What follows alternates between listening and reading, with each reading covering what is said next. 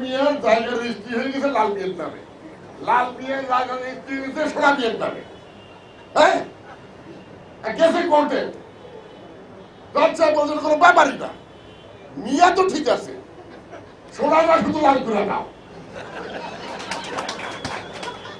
পঞ্চম সংশোধনী, সপ্তম সংশোধনী, হ্যাঁ বলতে বাতিল। কি বাতিল? মিয়া কিন্তু ঠিক রাখছে। শোনেন, মিয়া কেমনি ঠিক রাখলো? পঞ্চম সংশোধনীতে জজ সাহেবদের বয়স জিয়াউর রহমান সাহেব ৬০ থেকে ৬২ করছিলেন, ওইটা কিন্তু ঠিক আছে।